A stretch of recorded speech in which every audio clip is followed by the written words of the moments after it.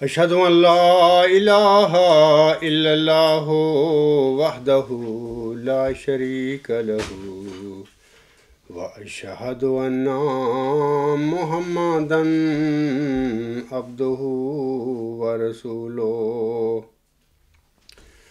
أما بعد فأعوذ بالله من الشيطان الرجيم بسم الله الرحمن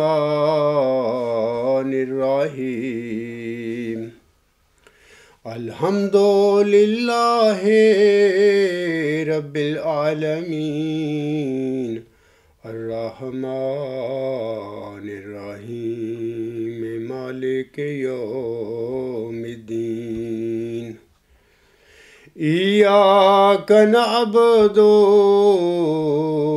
وإياك نستعين اهدنا الصراط المستقيم صراط الذين أنعمت عليهم صراط الذين أنعمت عليهم غير المغضوب عليهم ولا الضالين۔ سامعین کرام، خاکسار نے گزشتہ خطبہ جمعہ میں معمور من اللہ اور مرسلوں کی سچائی کے سلسلہ میں قرآن کریم کے 12ویں اور 13ویں معیاروں کا ذکر کیا تھا۔ 12ویں معیار یعنی وَلَوْ تَقَوَّلَ عَلَيْنَا کے مطابق بقول حضرت بانی جماعت علیہ السلام سچا مرسل اپنے الہامی دعویٰ کے بعد آن حضرت صلی اللہ علیہ وآلہ وسلم کی طرح 23 سال کی طبعی زندگی ضرور پاتا ہے۔ 13ویں قرآنی معیار کے مطابق سچا مرسل نہ صرف کامیاب اور فتح مند ہوتا ہے بلکہ والعاقبۃ للمتقین کے مطابق اس کا انجام بھی اچھا ہوتا ہے، بخیر ہوتا ہے۔ مرسلوں کی صداقت کے سلسلے میں آج میں 14ویں اور 15ویں قرآنی معیار کا ذکر کروں گا۔ مامورین اور مرسلین کی صداقت کا سامعین کرام 14واں قرآنی معیار یہ ہے کہ اللہ تعالیٰ انہیں منکرین اور مخالفین پر بذریعہ دلائل غلبہ عنایت فرماتا ہے اور الہی نصرت ان کے شامل حال ہوتی ہے، جیسا کہ اللہ تعالیٰ سورۃ مجادلہ کی آیت نمبر 21 اور 22 میں فرماتا ہے، ان الذین یحادون اللہ ورسولہ اولئک فی الاذلین کتب اللہ لأغلبن انا ورسولی ان اللہ قوی عزیز۔ اللہ تعالیٰ ان آیات میں فرماتا ہے، یقیناً وہ لوگ جو اللہ اور اس کے رسول کی مخالفت کرتے ہیں یہی انتہائی ذلیل لوگوں میں سے ہیں۔ اللہ نے لکھ رکھا ہے کہ ضرور میں اور میرے رسول غالب آئیں گے۔ یقیناً اللہ بہت طاقتور اور کامل غلبہ والا ہے۔ سامعین کرام، دنیا میں جو لوگ مرسلوں کی مخالفت کرتے ہیں ایسے لوگ اپنے ذوم میں اپنے آپ کو بڑے معزز اور بڑے معقول خیال کیا کرتے ہیں، یعنی وہ اپنے آپ کو معزز اور معقول سمجھ کر مرسلین کی مخالفت کرتے ہیں، جبکہ اللہ تعالیٰ ایسے لوگوں کو ذلیل قرار دیتا ہے۔ اسی طرح سامعین کرام، اللہ تعالیٰ سورۃ المومن کی آیات 52 اور 53 میں اسی مضمون کے متعلق بیان فرماتا ہے۔ اللہ تعالیٰ فرماتا ہے، اِنَّا لَا نَنصُرُ رُسُلَنَا وَالَّذِينَ آمَنُوا والذین آمنوا فی الحیات الدنیا ویوم یقوم الاشہاد یوم لا ینفع الظالمین معذراتہم وَلَهُمُ اللَّعْنَةُ وَلَهُمْ سُوءُ الدَّارِ۔ اللہ تعالیٰ فرماتا ہے یقیناً ہم اپنے رسولوں کی اور ان کی جو ایمان لائے اس دنیا کی زندگی میں بھی مدد کریں گے، اور اس دن بھی جب گواہ کھڑے ہوں گے، یعنی میدان محشر میں بھی اللہ تعالیٰ مرسلوں کو بھی اور ان پر ایمان لانے والوں کی بھی مدد فرمائے گا۔ جس دن ظالموں کو، اللہ تعالیٰ آگے فرماتا ہے، جس دن ظالموں کو ان کی معذرت کوئی فائدہ نہیں دے گی اور ان کے لیے لعنت ہوگی اور ان کا بہت برا ٹھکانہ ہوگا۔ واضح ہو کہ اللہ تعالیٰ اپنے مرسلوں کو جو غلبہ بخشتا ہے وہ غلبہ ہمیشہ دلیل کا غلبہ ہوتا ہے۔ بعض اوقات شاذ کے طور پر دلیل کے غلبے کے ساتھ وہ مادی غلبہ بھی بخش دیتا ہے۔ مثال کے طور پر فتح مکہ ایک ایسا فتح تھی، اللہ تعالیٰ نے حضرت صلی اللہ علیہ وسلم کو عنایت فرمائی کہ جتنے بھی انبیاء آئے ہیں ان میں سے اگر دیکھا جائے تو یہ بہت بڑا ایک عظیم فتح کا واقعہ تھا۔ ایک اللہ تعالیٰ نے ایک اپنے رسول کی بڑی عظیم الشان مدد فرما کر اس کی زندگی میں یہ فتح اور غلبہ عطا فرمایا تھا۔ اسی طرح حضرت موسیٰ علیہ السلام کا بنی اسرائیل کو فرعون کے چنگل سے رہائی دلانا بھی ایک قسم کی مادی اللہ تعالیٰ نے غلبہ بخشا تھا، فتح عطا فرمائی تھی کہ حضرت موسیٰ علیہ السلام کا جو مشن تھا ان کی زندگی میں انہوں نے بخوبی بنی اسرائیل کو فرعون سے آزاد کروا لیا تھا۔ یہ الگ بات ہے کہ راستہ میں حضرت موسیٰ علیہ السلام کی وفات ہو گئی اور پھر آگے جو بنی اسرائیل تھے، یہودی تھے، پھر وہ ایسی حرکتیں انہوں نے کرنی شروع کر دیں جس سے پھر وہ مزید ابتلاؤں میں پڑ گئے۔ اللہ تعالیٰ نے ان کو مزید ابتلاؤں میں مبتلا کر دیا۔ کیا آج سامعین کرام اللہ تعالیٰ نے اس عاجز کو خلفاء اور عمراء اور علماء جماعت احمدیہ قادیان اور لاہور پر دلیل کے ساتھ غالب نہیں کیا ہے؟ اس غلبہ کا ذکر کرنے سے پہلے خاکسار سامعین کی معلومات کے لیے چند دوسری باتیں آپ کے گوش گزارنا چاہتا ہے۔ آپ کو واضح رہے کہ حضرت امام مہدی و مسیح موعود علیہ السلام پر 18 مارچ 1907 کو جو الہامات نازل ہوئے تھے، ان الہامات میں الہام نمبر 9 جو ہے وہ اس طرح ہے۔ اس مبشر الہام میں اللہ تعالیٰ حضرت امام مہدی و مسیح موعود علیہ السلام کو بشارت دیتے ہوئے تذکرہ صفحہ 596 پر فرماتا ہے، ایک موسیٰ ہے، میں اس کو ظاہر کروں گا اور لوگوں کے سامنے اس کو عزت دوں گا۔ یہ اردو میں الہام ہوا تھا۔ حضرت بانی جماعت علیہ السلام پر مرتب تذکرہ جو ہے وہ اس مبشر الہام پر نوٹ لکھتے ہوئے حاشیہ میں لکھتا ہے۔ کیا لکھتا ہے وہ میں پڑھ کے سناتا ہوں۔ وہ لکھتا ہے کہ اس الہام کے بارے میں وہ لکھتا ہے کہ الحمدللہ یہ پیش گوئی روز اشاعت کے 17ویں دن پوری ہو گئی۔ حضرت اقدس کا نام خدا تعالیٰ نے اپنے الہام میں موسیٰ رکھا ہے۔ حضور کے مقابل پر بابو الہی بخش اکاؤنٹنٹ نے بھی موسیٰ ہونے کا دعویٰ کیا۔ خدا تعالیٰ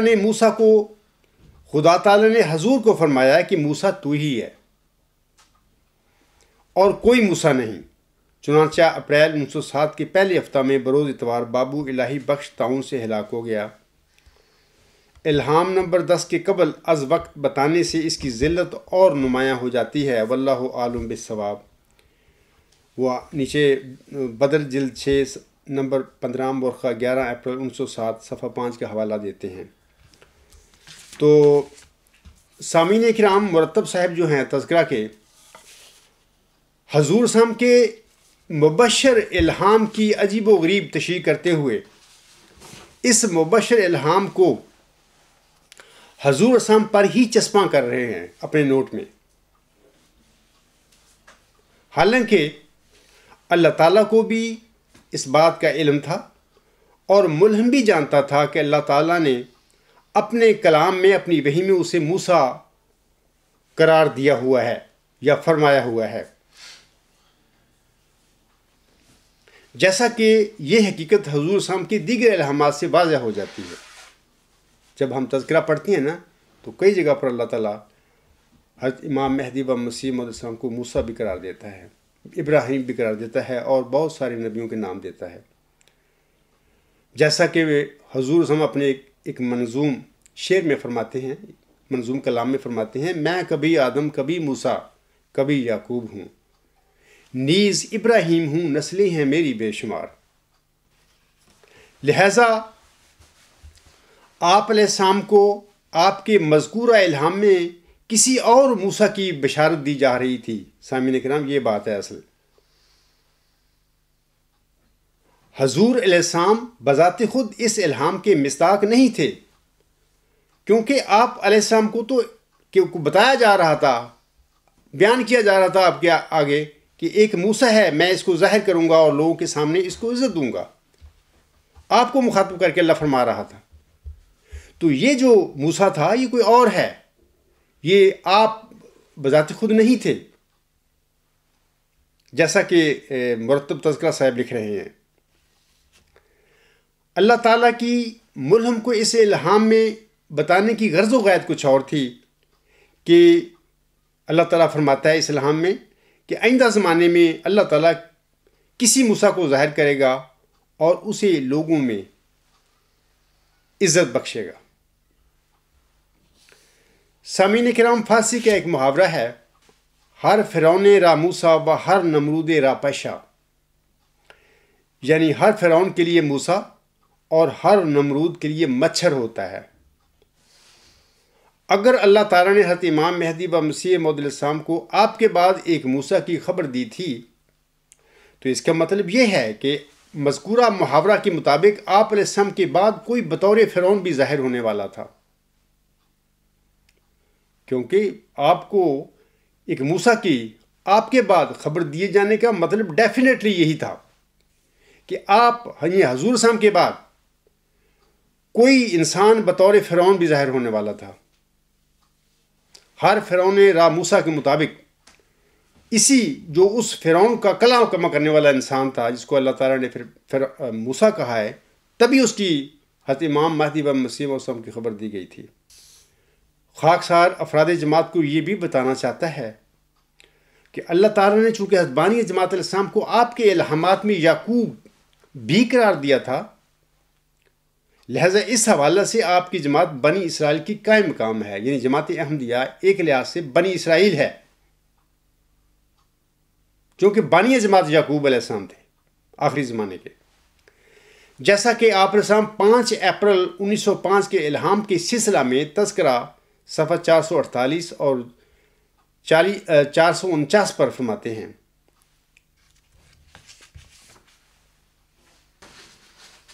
آپ فرماتے ہیں کفقت ان بنی اسرائیل، فرمایا بنی اسرائیل سے مراد وہ قوم ہے جس پر اس قسم کے واقعات تکالیف وارد ہوئے ہوں جیسا کہ بنی اسرائیل پر فرعون کے زمانہ میں ہوئے تھے۔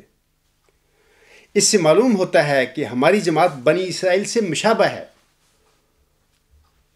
وہ لوگ جو ان پر بے جا ظالمانہ حملے کرتے ہیں ان کو خدا تعالیٰ نے فرعون سے مشابت دی ہے، اور پیش گوئی کا اصل مطلب یہ ہے کہ ایسے بے جا حملہ کرنے والے روک دیے جائیں گے اور ایسے نشان ظاہر ہوں گے کہ ان کی باتوں کا لوگوں کے دلوں پر کچھ اثر نہیں ہوگا۔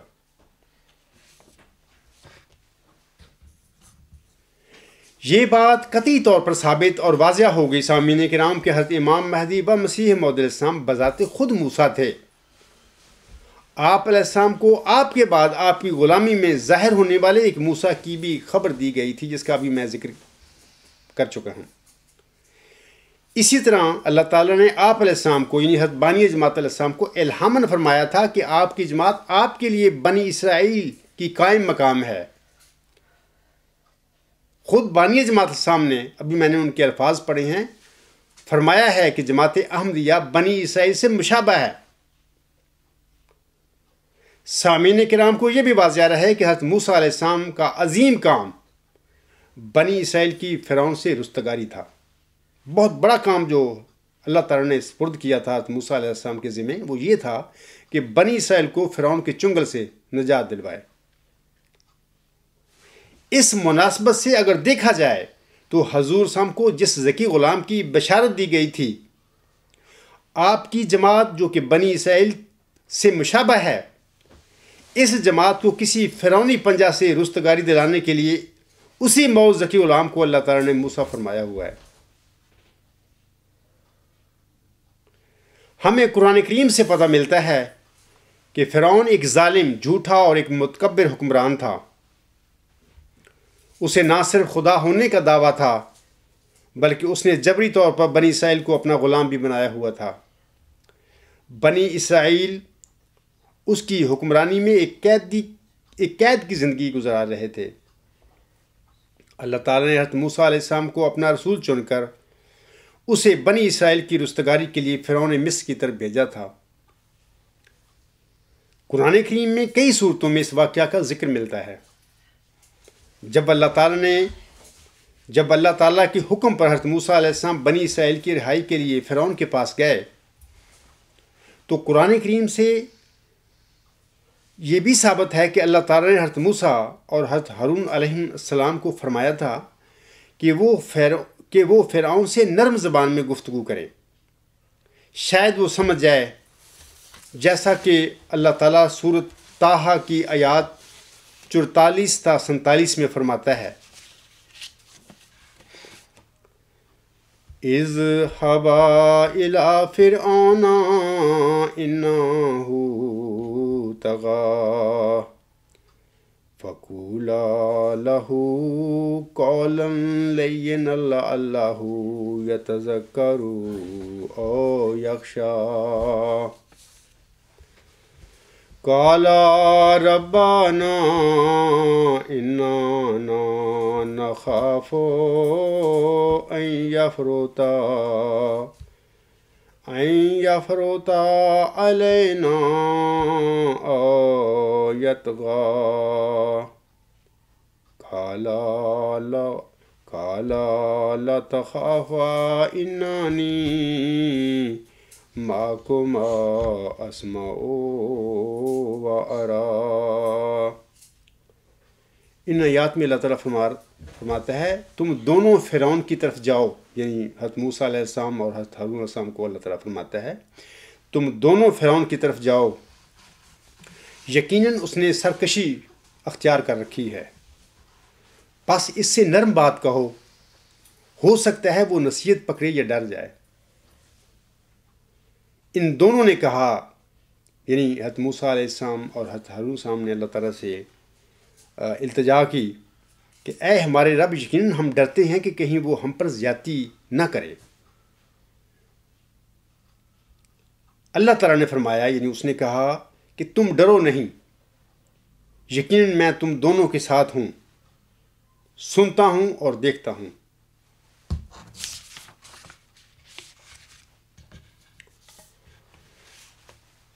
اس مذہبی اور سیاسی آمر اور خدائی کا دعویٰ رکھنے والے ظالم فرعون نے سامعین کرام دو کام ضرور کیے تھے۔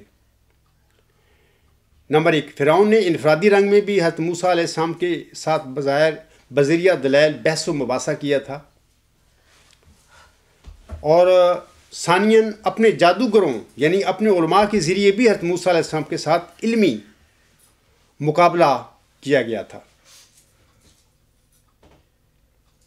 اس واقعہ کا ذکر قرآن کریم میں کئی صورتوں میں ملتا ہے، مثلا جیسا کہ اللہ تعالیٰ سورۃ طٰہٰ کی آیات 50 تا 77 میں فرماتا ہے،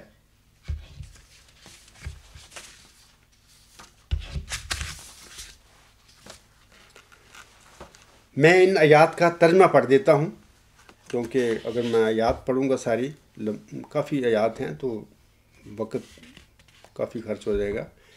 ان آیات میں، یعنی سورۃ طٰہٰ کی آیات نمبر 50 سے 77 تک اللہ تعالیٰ فرماتا ہے، اس نے کہا یعنی فرعون نے کہا، تم دونوں کا رب کون ہے اے موسیٰ؟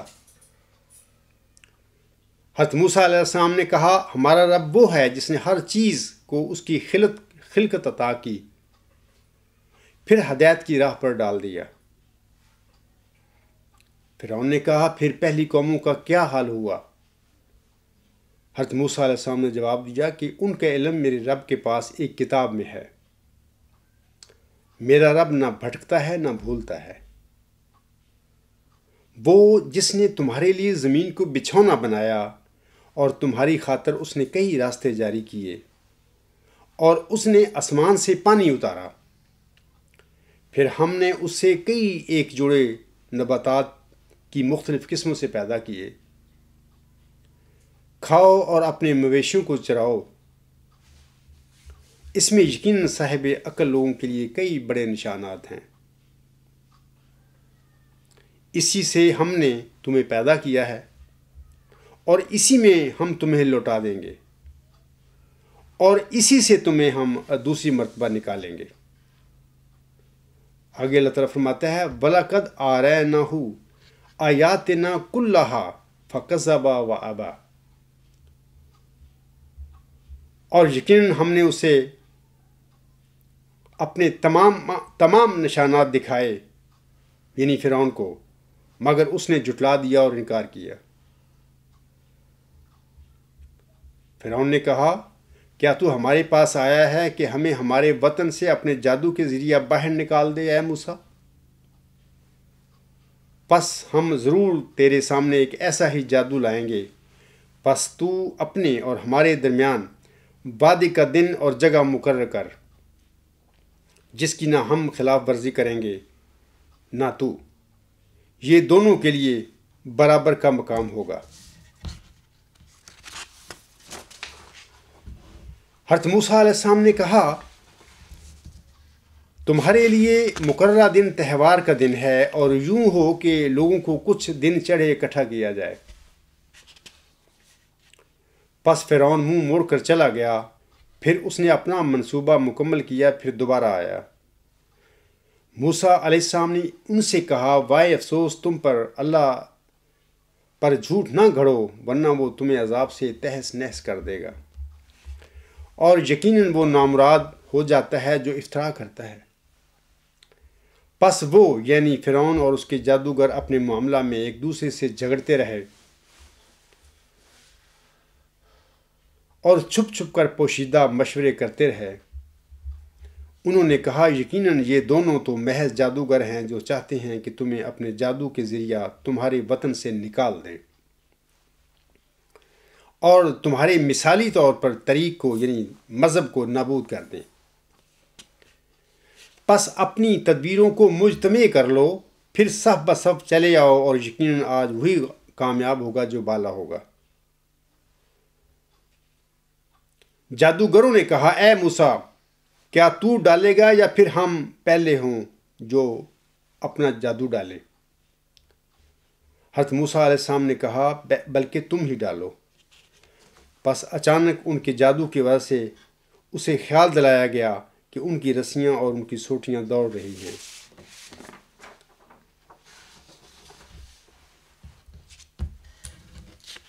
فَأَوْجَسَ فِي نَفْسِهِ خِیفَةَ مُوسَیٰ، تو موسیٰ نے اپنے جی میں خوف محسوس کیا۔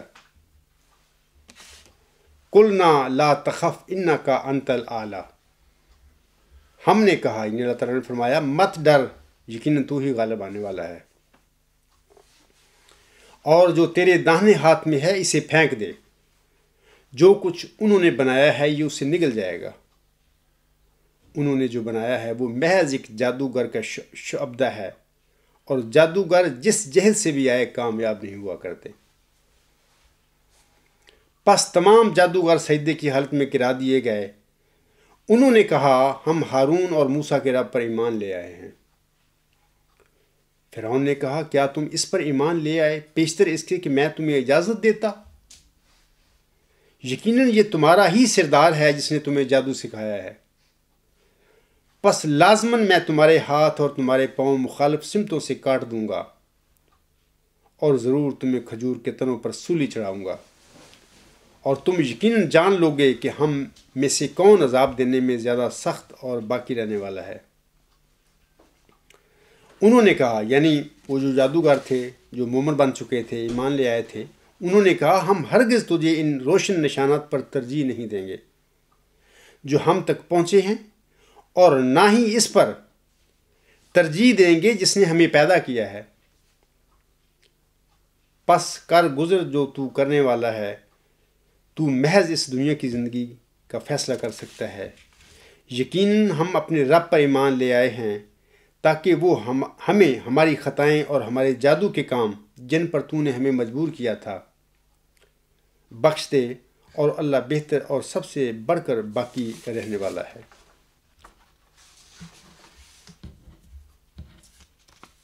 یقیناً وہ جو اپنے رب کے حضور مجرم کے طور پر آئے گا تو لازماً اس کے لیے جہنم ہے، نہ وہ اس میں مرے گا اور نہ زندہ رہے گا۔ اور جو مومن ہوتے ہوئے اس کے پاس آئے گا اس حال میں کہ وہ نیک اعمال بجا لایا ہو، تو یہی وہ لوگ ہیں جن کے لیے بہت بلند درجات ہیں۔ وہ ہمیشگی کی جنتوں میں رہیں گے جن کے دامن میں نہریں بہتی ہوں گی، وہ ان میں ہمیشہ رہنے والے ہوں گے، اور یہ جزا ہے اس کی جس نے پاکیزگی اختیار کی۔ سامعین کرام، یہ وہ گفتگو تھی جو حضرت موسیٰ علیہ السلام اور فرعون اور اس کے جادوگروں کے مابین ہوئی تھی۔ سورۃ طٰہٰ کی مذکورہ آیت جو 47 ہے، اس میں اللہ تعالیٰ حضرت موسیٰ اور ہارون علیہ السلام کو مخاطب کر کے فرماتا ہے۔ اللہ تعالیٰ فرماتا ہے، قَالَا لَا تَخَافَا إِنَّنِي مَعَكُمَا أَسْمَعُ وَأَرَىٰ۔ اللہ نے کہا کہ تم ڈرو نہیں، یقیناً میں تم دونوں کے ساتھ ہوں، سنتا ہوں اور دیکھتا ہوں۔ حضرت امام مہدی و مسیح موعود علیہ السلام کے الہامات کا سامعین کرام جب ہم مطالعہ کرتے ہیں تو ہمیں پتہ ملتا ہے کہ اللہ تعالیٰ نے حضور السلام پر بھی اسی قسم کے الہامات نازل فرمائے تھے، جیسا کہ اللہ تعالیٰ فرماتا ہے، اور یہ الہامات ہیں 15 نومبر 1898 کے۔ اللہ تعالیٰ ان الہامات میں فرماتا ہے، انی معکما اسمع و ارا فاصبر حتی یاتی اللہ بامرہ جزاء سیئات بمثلہا وترہقہم ذلۃ ما لہم من اللہ من عاصم فاصبر حتی یاتی اللہ بامرہ انی معکم اسمع و ارا، انی معکما اسمع و ارا۔ اللہ تعالیٰ نے یہ جو الہام نازل فرمائے تھے، ان کا ترجمہ میں پڑھ دیتا ہوں۔ اللہ تعالیٰ فرماتا ہے، یہ مرتب کا ترجمہ ہے، وہ اللہ تعالیٰ فرماتا ہے، میں تم دونوں کے ساتھ ہوں، سنتا ہوں اور دیکھتا ہوں۔ پس تم صبر کرو اس وقت تک کہ اللہ تعالیٰ اپنا حکم نافذ کرے۔ برائی کا بدلہ ویسا ہی ہوگا اور ان لوگوں پر ذلت طاری ہوگی، اللہ کے عذاب سے انہیں کوئی بچا نہیں سکے گا۔ پس تم صبر کرو اس وقت تک کہ اللہ تعالیٰ اپنا حکم نافذ کرے۔ یقیناً میں تمہارے ساتھ ہوں، سنتا ہوں اور دیکھتا ہوں۔ یقیناً میں تم دونوں کے ساتھ ہوں، سنتا ہوں اور دیکھتا ہوں۔ جس طرح حضرت موسیٰ علیہ السلام کے ساتھ دوسرے حضرت ہارون علیہ السلام تھے، حضرت امام مہدی و مسیح موعود السلام کے مذکورہ الہامات سے قطعی طور پر عیاں ہے کہ آپ علیہ السلام کے ساتھ بھی کوئی بطور ہارون دوسرا وجود ہونا تھا۔ تبھی اللہ تعالیٰ فرماتا ہے، انی معکما اسمع و ارا، یقیناً میں تم دونوں کے ساتھ ہوں، سنتا ہوں اور دیکھتا ہوں۔ اب سوال ہے کہ بطور ہارون یہ دوسرا وجود کون ہے جس کا ذکر حضور اسلام کے 15 نومبر کے الہامات میں موجود ہے۔ سامعین کرام،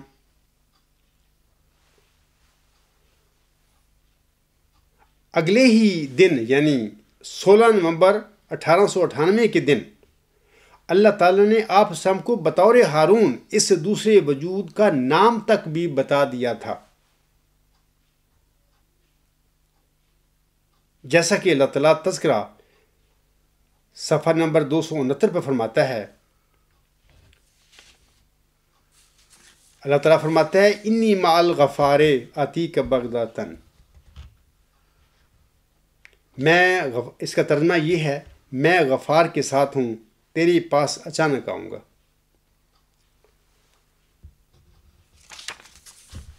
سامعین کرام، یہ تو ترجمہ میں نے پڑھا ہے الہام کا، انی مع الغفار آتیک بغتۃ، لیکن مرتب صاحب جو ہیں وہ ترجمہ اس کا کچھ سے کچھ کر رہے ہیں۔ وہ ترجمہ یہ کر رہے ہیں اس الہام کا، انی مع الغفار آتیک بغتۃ، میں خدائے غفار کے ساتھ ہوں، تیرے پاس اچانک آؤں گا۔ حالانکہ یہ ترجمہ کسی لحاظ سے بھی درست نہیں ہے۔ میں سمجھتا ہوں کہ یہ مرتب صاحب نے ترجمہ اس لیے کیا ہے کہ اگر تو یہاں پر ہوتا کہ انی مع المعمود، انی مع الناصر، انی مع الطاہر، انی مع المسرور آتیک بغتۃ، پھر تو وہ خوشی سے کر دیتے، میں معمود کے ساتھ ہوں، میں ناصر کے ساتھ ہوں، میں طاہر کے ساتھ ہوں، میں مسرور کے ساتھ ہوں۔ لیکن یہاں پر انی مع الغفار اللہ تعالیٰ نے فرمایا ہے۔ مرتب سمیت علماء کو سمجھ نہیں آئی ہوگی کہ یہ کیا ہے، غفار کہاں سے آ گیا؟ حالانکہ ان کو تقوی اختیار کرنا چاہیے تھا، جو الہام کا لفظی ترجمہ ہے وہ لکھ دینا چاہیے تھا، میں غفار کے ساتھ ہوں۔ اور ہو سکتا ہے آئندہ زمانے میں کوئی غفار ظاہر ہو جاتا، اللہ تعالیٰ کا الہام پا کر کوئی ایسی بات پہ ہوتی جو ہو جاتی، لیکن انہوں نے مطلب کہ اس الہام کا ترجمہ غلط کر دیا، اور جس غفار کا اللہ تعالیٰ نے اپنے الہام میں ذکر فرمایا ہے اس غفار کو وہ برداشت کرنے کے لیے تیار نہ ہوئے، تبھی وہ الہام کا غلط ترجمہ کر رہے ہیں کہ میں خدائے غفار کے ساتھ ہوں۔ حالانکہ یہ ترجمہ ہی غلط ہے۔ کیا خدا بھی اپنے آپ کو اپنے ساتھ کہتا ہے کہ میں اپنے ساتھ ہوں؟ غفار یہاں کوئی اور اس کا کوئی بندہ ہے جس کے متعلق اللہ فرما رہا ہے کہ انی مع الغفار آتیک بغتۃ۔ تو بہرحال یہ تو ایک مرتب صاحب کی میں نے بتایا ہے کہ اس کی لا علمی کے ہیں یا بے علمی کے ہیں، یا اس کو نہیں کرنا چاہیے تھا ایسے بات، اور ٹھیک جو لفظی ترجمہ تھا وہ کر دیتا، باقی اللہ پر چھوڑ دیتا کہ جو بھی اس میں پیش گوئی ہے اس الہام میں، اللہ تعالیٰ اپنے وقت پر جب ظاہر کرے گا تو پتہ چل جائے گا کہ غفار سے مطلب کیا ہے یا غفار کون تھا۔ سامعین کرام، اب میں آپ لوگوں کو بتاتا ہوں، یہ تو میں نے بتایا ہے کہ حضرت موسیٰ علیہ السلام کو اللہ تعالیٰ نے بنی اسرائیل کی رستگاری کے لیے فرعون کی طرف بھیجا تھا، اور حضرت موسیٰ علیہ السلام کی خواہش پر اللہ تعالیٰ نے حضرت ہارون علیہ السلام کو بھی اس کے ساتھ نائب بنا کر بھیجا تھا۔ تو اب میں آپ لوگوں کو بتاتا ہوں کہ خاکسار نے شروع اپریل 1993 میں جناب خلیفہ رابع صاحب کے آگے اپنا ماؤ ذکی غلام مسیح الزماں ہونے کا دعویٰ پیش کیا تھا۔ یہ پہلا خط ہے یا پہلا جو میں نے لکھا تھا۔ آخر فروری 1997 میں خاکسار نے اپنے دوسرے خط میں جناب خلیفہ رابع صاحب کے آگے اپنے مقدمے کو تھوڑا سا کھول دیا۔ اسی طرح شروع مئی 2002 میں خاکسار نے اپنے تیسرے خط میں جناب خلیفہ رابع صاحب کے آگے اپنے مقدمے کو نہ صرف مزید واضح کیا بلکہ انہیں یہ بھی کہہ دیا کہ آپ خاکسار کی دعویٰ سے افراد جماعت احمدیہ کو بھی آگاہ کر دیں۔ سامعین کرام، خاکسار کے ان تینوں خطوط کو الغلام.com پر خطوط سیکشن میں ملاحظہ فرما سکتے ہیں، اور جو خلیفہ رابع صاحب نے میرے خطوط کے جواب دیے تھے وہ بھی ہر خط کے آخر پہ وہ بھی الغلام.com پر آن ایئر ہے۔ خاکسار نے الہی رضا کے مطابق انتہائی نرم شائستہ اور بڑے مہذبانہ انداز میں اپنے دعویٰ کو جناب خلیفہ رابع صاحب کے آگے رکھا تھا۔ جب حضرت موسیٰ اور حضرت ہارون علیہ السلام نے فرعون کے دربار میں جا کر کہا کہ ہم اللہ تعالیٰ کے رسول ہیں اور تو بنی اسرائیل کو آزاد کر دے،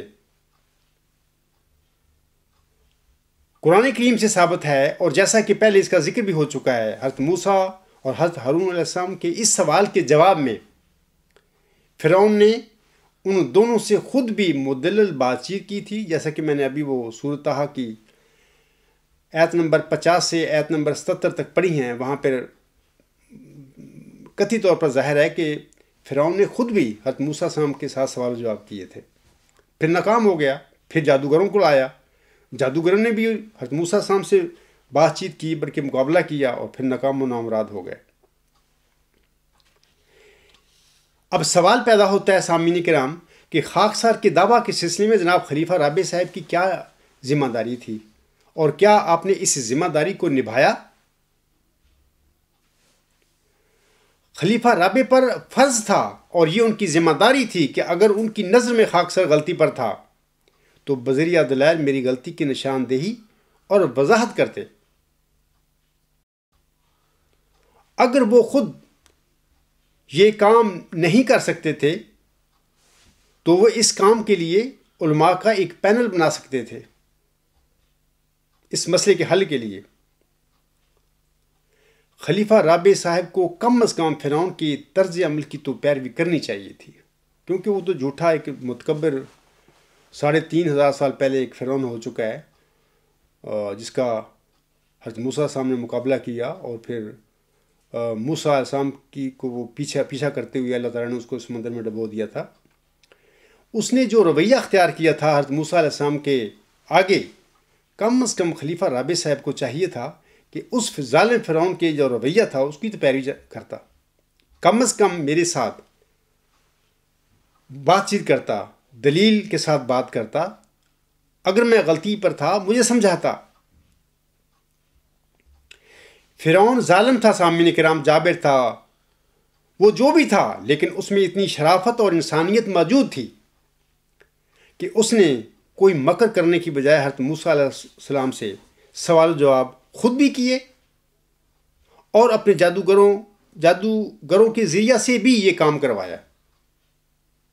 لیکن افسوس ہے کہ قادیانی خلفاء اتنی شرافت اور اتنی انسانیت سے بھی محروم ہیں۔ اب سوال ہے کہ قادیانی خلفاء خاکسار کے ساتھ علمی گفتگو اس لیے نہیں کرتے کیونکہ انہیں علم ہے کہ خلیفہ ثانی کا دعویٰ مسلم موعود قطعی طور پر غلط تھا۔ ان پر یہ بات ظاہر ہو چکی ہے، وہ پڑھ چکے ہیں میری کتب اور میرے مضامین، اور وہ یہ بھی سمجھ چکے ہیں کہ خاکسار اپنے دعوے میں صادق ہے، سچا ہے۔ تبھی انہوں نے خاکسار کے ساتھ بات نہ کرنے کا مکر اختیار کر رکھا ہے۔ لیکن جو فرعون تھا، بہرحال وہ اپنی کسی غلط فہمی میں مبتلا تھا، وہ سمجھتا تھا کہ میں ہی سچا ہوں، خدا کا نمائندہ ہوں، اوتار ہوں، ذیل ہوں، وغیرہ وغیرہ اس زمانے میں، اور یہ اس کی لا علمی اور یہ اس کی جو جہالت تھی اس میں وجہ بنی تھی حضرت موسیٰ علیہ السلام کے ساتھ بات چیت کرنے کی۔ اسی زوم میں اس نے بات چیت کی، لیکن حضرت موسیٰ علیہ السلام کے ساتھ انفرادی بات چیت میں بھی وہ ناکام و نامراد ہوا۔ جب وہ جادوگر لایا تو جادوگر بھی وہ ناکام و نامراد ہو گیا، بلکہ اس کے جادوگر جو تھے وہ حضرت موسیٰ اور حضرت ہارون علیہ السلام پر ایمان لے آئے تھے۔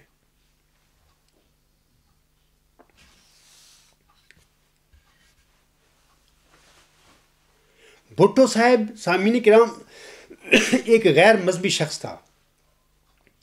اس نے بھی احمدیوں کو غیر مسلم قرار دینے سے پہلے بڑا ایک ظالمانہ کا فیصلہ کیا 1974 میں پاکستان کی قومی اسمبلی میں، لیکن یہ ظالمانہ فیصلہ کرنے سے پہلے اس غیر مذہبی شخص نے بھی پاکستان کی نیشنل اسمبلی میں کم از کم ہفتہ 10 دن احمدی اور غیر احمدی علماء کو سوال و جواب کا موقع دیا تھا، اتمام حجت کی تھی۔ اگرچہ انہوں نے جو بھی فیصلہ کیا غلط تھا، کیونکہ مذہبی جو پارلیمنٹیں ہوتی ہیں وہ ایمان کے معاملہ میں وہ فیصلے نہیں کیا کرتی. ایمان کے بارے میں کوئی خلیفہ بھی فیصلہ نہیں کر سکتا، اللہ تعالیٰ کرتا ہے یا اللہ تعالیٰ کا رسول صلی اللہ علیہ وسلم کرے گا. ہمیں حکم ہے اللہ تعالیٰ نے دیا ہوا اپنے کلام میں کہ جب بھی تم میں کوئی نزاع دینی واقعہ ہو تو اللہ اور اس کے رسول سے فیصلہ لو. کسی پارلیمنٹ سے نہیں کہا کہ کسی پارلیمنٹ سے فیصلہ لے لینا یا کسی خلیفہ سے لینا، نہیں، اللہ اور اس کے رسول سے لو. اللہ اور رسول سے مراد یہ ہے کہ قرآن کریم سے لو. سامعین کرام، اللہ تعالیٰ نے 10 دسمبر 1983 کے بعد مجھے بتا دیا تھا، اگرچہ مجھے بتا دیا تھا کہ خلیفہ ثانی کا دعویٰ بالکل جھوٹا تھا اور جماعتی خلفاء بھی صراط مستقیم سے بھٹکے ہوئے ہیں. یہ مجھے پتہ تھا ان باتوں کا.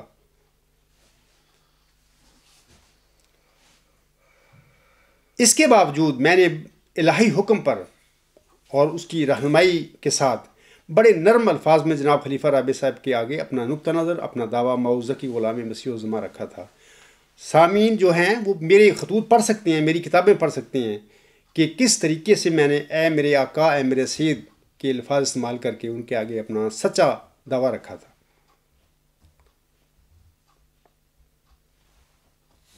لیکن افسوس کہ جناب خلیفہ رابع صاحب اور آپ کے درباری مولوی خاکسار کے بالمقابل وہ نمونہ بھی نہ دکھا سکے جو کہ کم از کم فرعون اور اس کے درباری مولویوں نے حضرت موسیٰ اور حضرت ہارون علیہ السلام کے ساتھ دکھایا تھا. یا کم از کم جیسا کہ بھٹو جیسے سیکولر شخص نے احمدیوں کو غیر مسلم ڈکلیئر کرنے سے پہلے جماعت احمدیہ کی قیادت کے ساتھ دکھایا تھا، یہ بھی وہ نہ دکھا سکا. کہتا تھا کہ میں خدا کا بنایا ہوا خلیفہ ہوں. سارے کہتے ہیں کہ ہم خدا کے بنائے ہوئے خلیفے ہیں. یعنی ایک کام ایک سیکولر شخص، غیر مذہبی بندہ، کم از کم وہ ایک رویہ، ایک نمونہ دکھاتا ہے کہ بھی دونوں پارٹیوں سے یا مقابل فریق سے بھی بات چیت ہونی چاہیے.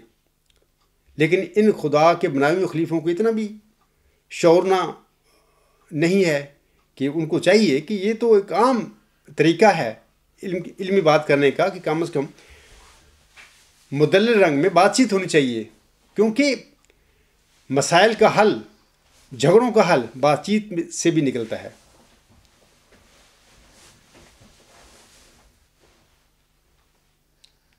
اب سامعین کرام خود اندازہ کر لیں کہ قادیانی خلیفوں اور مولویوں کا اس عاجز کے ساتھ رویہ کیا فرعون اور اس کے درباری مولویوں جیسا ہے یا کہ اس سے بھی بدتر.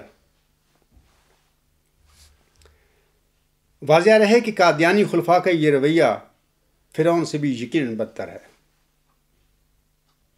دلائل کے ذریعے مقابلہ کرنے کے لیے قادیانی خلفاء اور علماء کا خاکسار کے مقابلے پر نہ آنا کیا اس حقیقت کا ثبوت نہیں ہے کہ اللہ تعالیٰ نے خاکسار کو اپنے منکرین اور مخالفین پر دلائل کے ذریعے غلبہ اور فتح بخشی ہے؟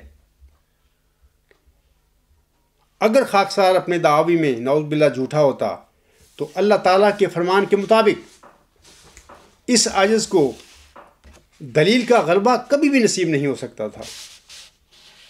میں نے نہ صرف قرآن کریم اور حضور صاحب کے مبشر الہامی کلام کے ساتھ جناب خلیفہ رابع صاحب کو لاجواب کیا بلکہ ان کے اپنے اشعار کے ساتھ بھی انہیں ملزم کیا تھا.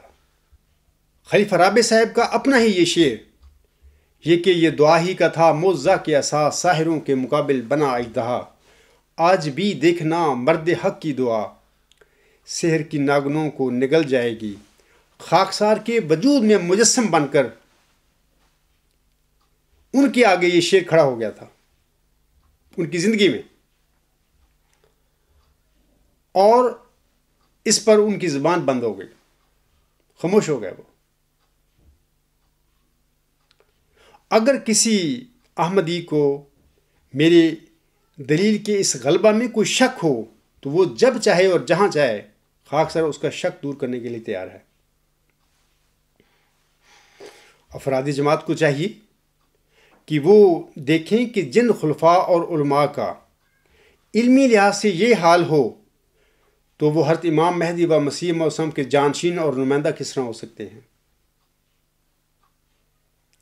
گردنوں پر ان کی ہے سب عام لوگوں کا گناہ، جن کے واعظوں سے جہاں کے آ گیا دل میں غبار. سامعین کرام، 14ویں قرآنی معیار کے بعد اب میں 15ویں قرآنی معیار کا ذکر کرتا ہوں۔ مامورین اور مرسلین کی صداقت کا 15واں قرآنی معیار یہ ہے کہ انہیں موت کی تمنا کرنے میں کوئی ہچکچاہٹ نہیں ہوتی، جیسا کہ اللہ تعالیٰ اپنے پاک کلام میں فرماتا ہے، قُلْ يَا أَيُّهَا الَّذِينَ هَادُوا إِنْ زَعَمْتُمْ أَنَّكُمْ أَوْلِيَاءُ لِلَّهِ مِنْ دُونِ النَّاسِ فَتَمَنَّوُا الْمَوْتَ إِن كُنتُمْ صَادِقِينَ وَلَا يَتَمَنَّوْنَهُ أَبَدًا بِمَا قَدَّمَتْ أَيْدِيهِمْ وَاللَّهُ عَلِيمٌ بِالظَّالِمِينَ۔ اللہ فرماتا ہے تو کہہ دے، اللہ تعالیٰ اپنے پیارے نبی صلی اللہ علیہ وسلم کو مخاطب کر کے یہ فرما رہا ہے، تو کہہ دے کہ اے لوگوں جو یہودی ہوئے ہو، اگر تم یہ گمان کرتے ہو کہ سب لوگوں کے سوائے تم ہی اللہ کے دوست ہو تو موت کی تمنا کرو اگر تم سچے ہو۔ آگے اللہ فرماتا ہے، اور وہ ہرگز اس کی تمنا نہیں کریں گے بس سبب اس کے جو ان کے ہاتھوں نے آگے بھیجا ہے، اور اللہ ظالموں کو خوب جانتا ہے۔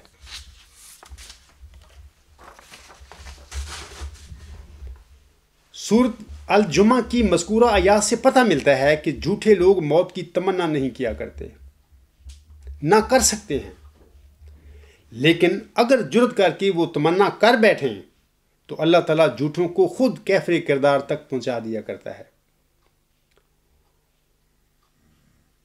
سورۃ الجمعہ کی ان آیات کے مطابق جھوٹا آدمی اپنے لیے کبھی بد دعا نہیں کیا کرتا۔ حضرت بانی جماعت علیہ السلام چونکہ صادق تھے، لہذا وہ اسی قرآنی معیار کے مطابق حقیقت المہدی روحانی خزائن جلد 14 صفحہ 434 پر اپنے منظوم کلام میں فرماتے ہیں، اے قدیر و خالق ارض و سما، اے رحیم و مہربان و رہنما، اے قدیر اور زمین و آسمان کے خالق خدا، اے رہنمائی فرمانے والے رحیم و مہربان خدا، اے کہ می داری تو بر دل ہا نظر، اے کہ از تو نیست چیزیں مستتر، اے میرے خدا تیری دلوں پر نظر ہے، اے میرے خدا تجھ سے کوئی شے پوشیدہ نہیں ہے، گر تو می بینی میرا پر فسق و شر، گر تو دیداستی کے ہستم بد گہر، اگر تو مجھے فسق و شر میں مبتلا سمجھتا ہے، اگر تو مجھے ایک بد گہر یعنی بد ذات اور کمینہ دیکھتا ہے، پارا پارا کن من بدکار را، شاد کن این زمرائے اغیار را، تو پھر مجھ بدکار کو ٹکڑے ٹکڑے کر کے میرے مخالفوں اور دشمنوں کو خوش کر دے۔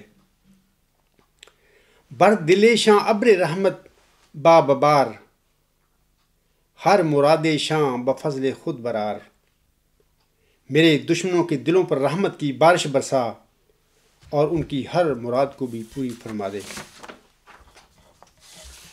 آتش افشاں بر درو دیوار من، دشمنم باش و تباہ کن کار من، میرے گھر کے در و دیوار پر آگ نازل کر، میرے دشمنوں کو خوش اور میرے کام کو تباہ و برباد کر دے۔ در مرا از بند گانت یافتی، قبلہ من آستانت یافتی، اے میرے خدا تو نے مجھے اپنے بندوں کے درمیان پایا اور تجھے پتہ ہے کہ میرا قبلہ تیرا ہی آستانہ ہے۔ در دل من آ محبت دیدائے، کر جہاں آراز را پوشیدائے، تو نے دیکھا ہے کہ میرے دل میں تیری محبت جاگزی ہے، اگرچہ دنیا پر وہ ایک سربستہ راز ہے۔ بے امن از روئے محبت کار کن، اند کے افشاں آں اسرار کن، میرے ساتھ اسی محبت کا معاملہ کر، تو اپنی اور میری محبت کے راز سے پردہ اٹھا دے۔ سامعین کرام، اپنے آقا حضرت امام مہدی و مسیح موعود السلام کی پیروی کرتے ہوئے یہ عاجز بھی آپ سب کے آگے یہ کہتا ہے کہ اے میرے خدا، تو نے مجھے آگاہ فرمایا ہے کہ میں وہی موعود ذکی غلام ہوں جس کی تو نے اپنے برگزیدہ بندے حضرت مرزا غلام علیہ السلام کو ہوشیارپور میں چلہ کشی کے دوران اسے بشارت بخشی تھی، اور پھر آپ علیہ السلام نے اس بشارت کو 20 فروری 1886 کے اشتہار میں شائع کیا تھا۔ بعد ازاں آپ علیہ السلام نے اشتہار تکمیل تبلیغ میں اسی موعود ذکی غلام کو مسلم موعود قرار دیا تھا۔ اے میرے خدا، تو نے ہی مجھے آگاہ فرمایا ہے کہ میں وہی موعود مسیح عیسیٰ ابن مریم بھی ہوں جس کی تیرے پیارے نبی صلی اللہ علیہ وآلہ وسلم نے اپنی امت کو بشارت دی تھی۔ اے میرے خدا، اگر تو نے اس عاجز کو موعود ذکی غلام نہیں بنایا ہے، اور یہ جو میں نے اپنے موعود ذکی غلام مسیح الزماں اور مسیح عیسیٰ ابن مریم بنائے جانے کا تیری طرف منسوب کرتا ہوں، یہ سب کچھ میں جھوٹے طور پر شہرت اور عزت پانے کے لیے لوگوں کو دھوکہ دیتا پھر رہا ہوں۔ اے میرے خدا، اگر یہ سب کچھ اس عاجز کا بنایا ہوا جھوٹ ہے تو پھر مجھ جھوٹے انسان کو موت دے دے تاکہ دنیا میرے نفس کے شر سے محفوظ ہو جائے۔ اور اے میرے خدا، اگر میں تیری نظر میں صادق ہوں، میں جو لوگوں سے کہتا ہوں کہ 20 فروری 1886 کے الہامی پیش گوئی اور آن حضرت صلی اللہ علیہ وآلہ وسلم کی پیش گوئی کے مطابق میں وہی موعود ذکی غلام اور وہی موعود مسیح عیسیٰ ابن مریم ہوں، یہ سب تیری طرف سے سچ ہے، تو پھر اپنے امام مہدی و مسیح موعود علیہ السلام اور اپنے برگزیدہ نبی حضرت محمد مصطفیٰ صلی اللہ علیہ وآلہ وسلم کی پیش گوئی کے مطابق اس عاجز کو کامیابیوں اور کامرانیوں سے نواز، تاکہ تیرے برگزیدہ امام مہدی و مسیح موعود السلام کی جماعت نہ صرف گمراہی کی دلدل سے باہر نکل آئے بلکہ تیرے پیارے نبی حضرت محمد مصطفیٰ صلی اللہ علیہ وآلہ وسلم کے دین اسلام کو بھی غلبہ نصیب ہو۔ آمین۔ سامعین کرام، مرسلین اور مأموروں کی سچائی کے علاوہ جو قرآن کریم نے 15 معیار پیش کیے ہیں، اب تک میں آپ لوگوں کے آگے ان 15 معیاروں کا ذکر کر چکا ہوں۔ اس سلسلے میں آج کا میرا 6واں خطبہ ہے۔ ان معیاروں کا ذکر کرنے کے بعد خاکسار اپنی سچائی کے اثبات کے لیے ایک اور 16واں معیار یعنی حلفیہ بیان پیش کرتا ہے۔ اپنی سچائی کے حق میں چونکہ ہمارے آقا حضرت امام مہدی و مسیح موعود علیہ السلام نے اپنی صداقت کے حق میں ایک حلفیہ بیان دیا تھا، لہٰذا آج خطبہ جمعہ میں خاکسار بھی اپنی روحانی ماں محمد مریم اور حضرت مرزا غلام علیہ السلام کی پیروی کرتے ہوئے اپنی صداقت کے حق میں ایک حلفیہ بیان دیتا ہے۔ اپنے حلفیہ بیان کا ذکر کرنے سے پہلے خاکسار اپنے آقا حضرت امام مہدی و مسیح موعود السلام کا حلفیہ بیان پڑھتا ہے، جو کہ آپ علیہ السلام نے مورخہ 17 اگست 1899 کو دیا تھا۔ آپ علیہ السلام ملفوظات جلد 1 صفحہ 327 پر فرماتے ہیں، میں نے پہلے بھی اس اقرار مفصل ذیل کو اپنی کتابوں میں قسم کے ساتھ لوگوں پر ظاہر کیا ہے، اور اب بھی اس پرچہ میں اس خدا تعالیٰ کی قسم کھا کر لکھتا ہوں جس کے قبضہ میں میری جان ہے کہ میں وہی مسیح موعود ہوں جس کی خبر رسول اللہ صلی اللہ علیہ وآلہ وسلم نے ان احادیث صحیحہ میں دی ہے جو صحیح بخاری اور صحیح مسلم اور دوسری صحیحہ میں درج ہیں۔ وکفا باللہ شہیدا، الراکب مرزا غلام احمد عفا اللہ عنہ و ایدہ، 17 اگست 1899۔ آج خاکسار بھی اپنے دعوی موعود ذکی غلام مسیح الزماں مسلم موعود مجدد صدی 5 دہم اور موعود مسیح عیسیٰ ابن مریم ہونے کی صداقت کے حق میں ایک حلفیہ بیان دیتا ہے۔ میں نے یہ حلفیہ بیان مورخہ 30 ستمبر 2012 کو لکھا تھا، جو کہ خاکسار کے مضمون نمبر 73 موعود ذکی غلام مسیح الزماں کی صداقت کے صفحہ نمبر 31 پر موجود ہے۔ اے میری احمدی بہنوں، بھائیوں اور بزرگوں، خاکسار اس خدا تعالیٰ کی قسم کھا کر کہتا ہے کہ جس کے قبضہ میں میری جان ہے کہ میں وہی موعود ذکی غلام ہوں جس کی بشارت اللہ تعالیٰ نے اپنے برگزیدہ امام مہدی و مسیح موعود علیہ السلام کو ہوشیارپور میں چلہ کے دوران 20 فروری 1886 کی الہامی پیشگوئی میں دی تھی، اور میں وہی مسیح عیسیٰ ابن مریم ہوں جس کی یہاں حضرت صلی اللہ علیہ وآلہ وسلم نے ان احادیث صحیحہ میں خبر دی ہوئی ہے جو صحیح بخاری اور صحیح مسلم میں موجود ہیں۔ وَكَفَى بِاللَّهِ شَهِيدًا۔ اگر مرزا مسرور احمد صاحب کو، سامعین کرام، اگر مرزا مسرور احمد صاحب کو حق الیقین ہے کہ مسلم موعود نے حضور علیہ السلام کے تخم میں سے ہی پیدا ہونا تھا اور ان کے نانا جناب خلیفہ ثانی صاحب ہی سچے مسلم موعود تھے، تو انہیں چاہیے کہ وہ خاکسار کی طرح خلیفہ ثانی کے دعویٰ مسلم موعود کے بارے میں ایک خطبہ جمعہ میں اسٹیج پر کھڑے ہو کر حلفیہ بیان میری طرح دے دیں، تاکہ لوگ جو ہیں ایک جو کنفیوژن میں مبتلا ہو چکے ہیں اب، وہ اس کنفیوژن سے باہر آ جائیں۔ سامعین کرام، ہر زمانے میں مرسلوں کی ان کی قوموں نے نہ صرف شدید مخالفت کی بلکہ ان کے اخراج اور مقاطعہ کے علاوہ ان کے قتل کے ارادے بھی بنائے۔ قومیں مرسلوں کی اس قسم کی شدید مخالفتیں کیوں کرتی ہیں؟ یہ سوال ہے۔ اس سوال کا نفسیاتی تجزیہ کرتے ہوئے بانی جماعت علیہ السلام ملفوظات جلد 6 صفحہ 293 پر فرماتے ہیں۔ کیا فرماتے ہیں؟ سنیے۔ آپ علیہ السلام فرماتے ہیں، جب ایک عقیدہ پرانا ہو جاتا ہے اور دیر سے انسان اس پر رہتا ہے تو پھر اسے اس کے چھوڑنے میں بڑی مشکلات پیش آتی ہیں۔ وہ اس کے خلاف نہیں سن سکتا بلکہ خلاف سننے پر وہ خون تک کرنے کو تیار ہو جاتا ہے، کیونکہ پرانی عادت طبیعت کے رنگ میں ہو جاتی ہے۔ اس لیے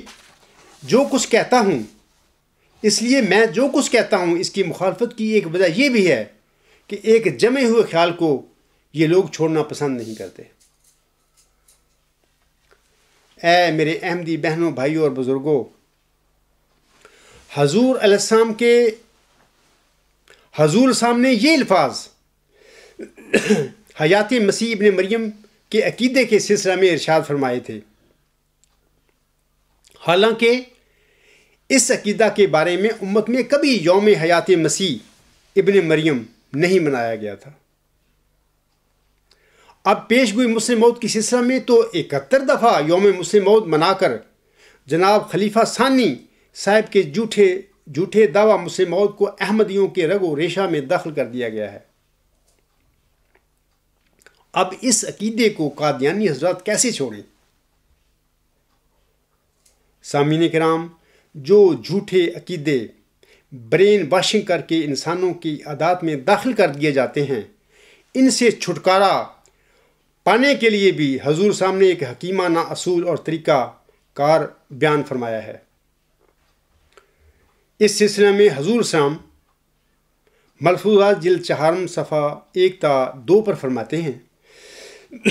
حضور صاحب فرماتی ہیں، اصل بات یہ ہے کہ جب تک انسان کسی بات کو خالی الذہن ہو کر نہیں سوچتا اور تمام پہلوؤں پر توجہ نہیں کرتا اور غور سے نہیں سنتا، اس وقت تک پرانے خیالات نہیں چھوڑ سکتا۔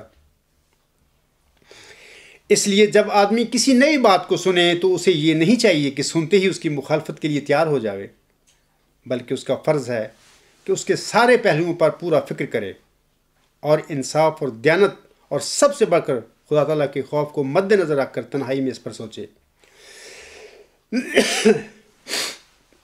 افراد جماعت احمدیہ سے میری گزارش ہے کہ اگر ہزاروں سال سے مروج حیات مسیح عیسیٰ ابن مریم کا عقیدہ غلط ثابت ہو سکتا ہے تو پھر 71 دفعہ یوم مسلم موعود بنایا گیا عقیدہ بھی غلط ثابت ہو سکتا ہے۔ لہذا آپ لوگوں کو چاہیے کہ خالی الذہن ہو کر خدا تعالیٰ کے خوف کے ساتھ خاکسار کی دعویٰ پر غور و فکر فرمائیں۔ اگر آپ ایسا کریں گے تو اللہ تعالیٰ صراط مستقیم کی طرف آپ کی ضرور رہنمائی فرمائے گا۔ لیکن اگر آپ نے حضور صاحب کی نصیحت پر عمل نہ کیا تو پھر اسی طرح جہالت اور لاعلمی کے گپ اندھیروں میں بڑھتے پھرو گے۔ میں آپ کے لیے دعا گو ہوں کہ اللہ تعالیٰ آپ کو ہدایت نصیب فرمائے، آمین۔ میں حضور صاحب کے ان 2 دعائیہ اشعار پر اپنے خطبہ کو ختم کرتا ہوں۔ آپ صاحب فرماتے ہیں، ایک کرشمہ اپنی قدرت کا دکھا،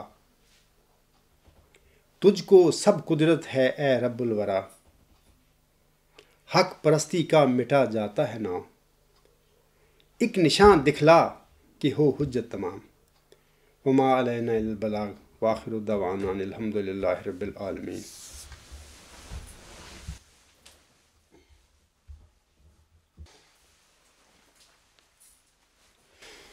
الحمد للہ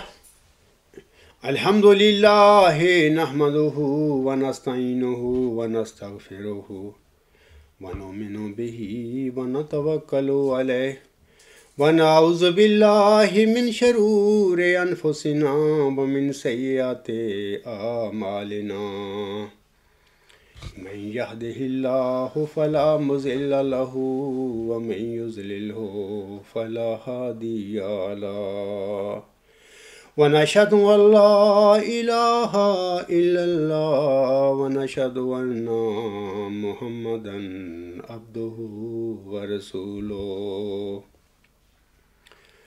عباد اللہ رحمکم اللہ، ان اللہ یأمر بالعدل والاحسان وایتاء ذی القربی وینہی عن الفحشاء والمنکر والبغی یعظکم لعلکم تذکرون۔ اذکروا اللہ یذکرکم وادعوہ یستجب لکم ولذکر اللہ اکبر۔